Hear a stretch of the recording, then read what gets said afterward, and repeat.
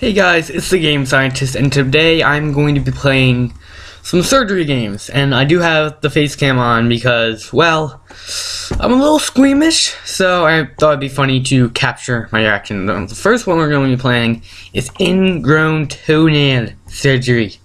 Yeah, this should be fun. It should be very fun. Oh. Alright, let's get into this. Surgery Squad.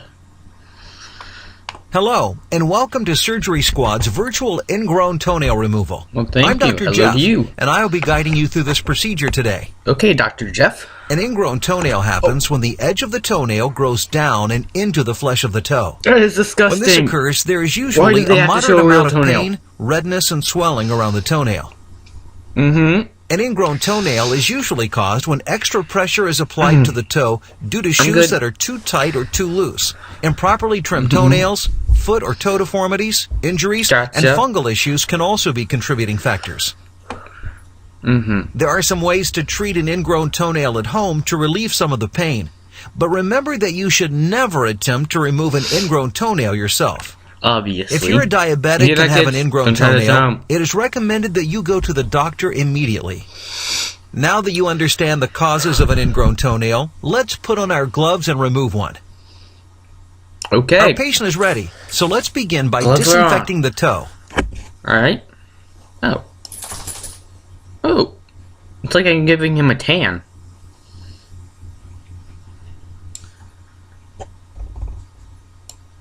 I'm gonna tan the entire toe. Tan the entire toe. There we go. Now, we need to numb the toe with a local anesthetic. We'll have to inject the anesthetic in several locations around the toe. Okay. Ooh. Oh, the sounds are way too good for this game. No, I don't like it. I don't like the sounds. Ooh. I'm gonna hate needles as well, so that's not helping. Great. Now we'll wait a few minutes for the toe to get numb. Oh, the 5 minutes later comes with the film music. Very nice, very nice. Now that our patient's toe is numb, place the special tourniquet around the toe. This will help reduce the amount of blood coming from the wound. There we go. It's pretty simple. First, carefully slide one blade of the nail anvil under the affected nail. No. Oh. We're going to go down the nail until we feel a little bit of resistance. Our patient's going to feel some pressure as we cut away the ingrown nail. I would think so. Oh, the noises.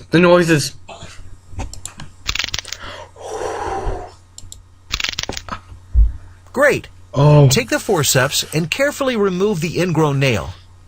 Certainly. Oh. It's getting kind of messy in there. Let's clean up that blood. Okay.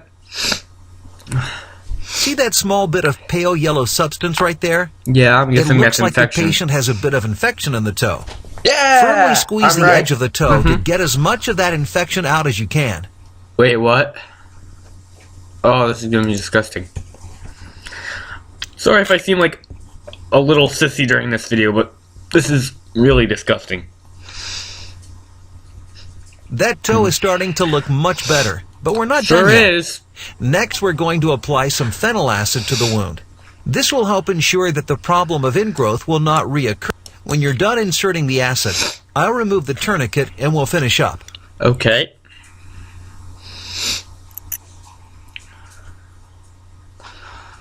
Finish by applying some antibiotic ointment on a sterile gauze.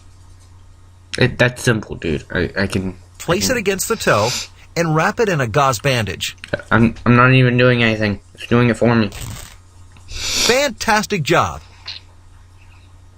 Since there was some obvious infection, our patient will be sent home with a prescription for some antibiotics. Okay. We'll also need to tell our patient to keep the wound dry, clean the wound regularly, and replace the bandage 2 to 3 times a day. Seems simple. While our patient's toenail isn't likely to regrow, his condition is likely to return if he doesn't take care of his feet. This includes wearing proper fitting shoes, properly trimming his toenails, and keeping his feet clean and dry. Okay. And that's how we remove an ingrown toenail. You did a great job today. While you're here, try your hand at one of our other surgeries here at SurgerySquad.com. Yeah, I actually will do, but I'm not doing any of these. Alright, I will see you all in the next surgery. Alright guys, I am back and I'm doing a root canal. We're going all in. Alright, let's do this. Alright. Okay. The toenail one was bad. That Welcome looked disgusting. to Surgery Squad's virtual root canal procedure. Hello. I'm the one and only Dr. Jeff. Your and I'll voice be sounds helping you with different. this surgery today. Okay. A root canal is an endodontic dental procedure that's used to repair and save a decayed or infected tooth. Mm-hmm. During a root canal, your dentist or endodontist will remove the pulp tissue within the tooth. Once everything is removed, they'll clean out any contaminants inside the tooth and seal it to prevent any further infection. Okay. Our patient today is having a root canal performed on their lower right second premolar. A dental professional may refer to this tooth as tooth 29. Before we begin, would you like to review some of the common myths and misconceptions surrounding root canal treatment? No, let's jump right in. No problem. Let's move on. In effort to make our patient as comfortable as possible, we need to inject a local anesthetic into their gum line. Okay. But first, apply a topical numbing gel to the injection site. This will help reduce any discomfort the needle may cause. Okay. Alright. Next, we can inject the local anesthetic. Okay. After the local anesthetic not has needle taken skin. effect, the area should become numb for a few hours. No, Use not the syringe needles. to inject the local anesthetic into the patient's gums. Not Just needles. below the tooth we'll be performing a root canal treatment on. Okay, that one didn't have a sound. It's fine. Let's give our patient a few minutes to relax and for their mouth to become completely numb. Let's let them become absolutely crazy.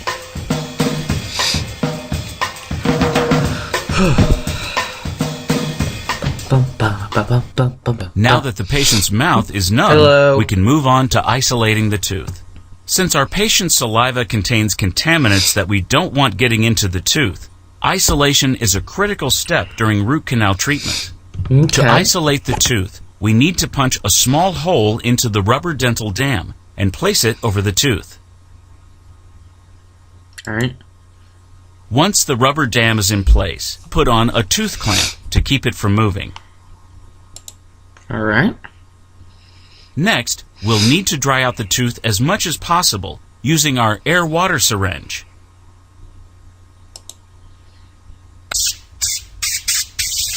So far, so good. Now that the tooth has been isolated, we can create our access cavity in the tooth using our drill. Okay. Oh, I'm not even doing anything. See? No hands, Ma! The next step is to clean and shape the tooth's canal using a root canal file. Go ahead and give it a shot. Okay. Oh. The sounds. The sounds are the worst part of this game. At this point, the dentist would measure the depth of the canal using a combination of x-rays and specialized equipment. If a dentist fails to measure properly, it could mean that the tooth would be at risk for reinfection. Now we need to clean the canal of the tooth using sodium hypochlorite, commonly known as bleach. Simple enough. It's fill the entire tooth. We'll with let it. the bleach sit in our patient's tooth for about 5 minutes to make sure that all the bacteria and tissue inside the tooth has been dissolved. Gotcha. Bum, bum. There's Great. There's now no use music. the suction to remove the bleach from the patient's tooth. Okay. Next, we'll need to fill the tooth using a rubber compound known as gutta percha. Gutta percha is often preformed as tiny, thin cones that we'll insert into the clean canal of the tooth. I've already added some sealant to the gutta percha cone. Let's see. Looking good. A heated instrument is now used to remove the excess gutta percha. pack the gutta percha into the tooth canal using a plugger. Plugger? After the gutta percha has been placed, it is common that additional x-rays are taken to verify that the canal has been adequately sealed off. Alright. Once the dentist verifies that the canal has been sealed, a filling or crown is placed, depending on the location of the tooth. You can learn more about fillings and crowns in our virtual dental filling and virtual dental crown procedures here on SurgerySquad.com. Okay. After a root canal, patients should expect some mild sensitivity and discomfort. This can usually be relieved using over-the-counter pain medication, such as ibuprofen or naproxen. By brushing twice a day, flossing daily, scheduling regular dental visits, and avoiding smoking, it is possible to greatly reduce the need for a root canal. And that's a root canal. Why not check out some of our other amazing surgeries here on SurgerySquad.com.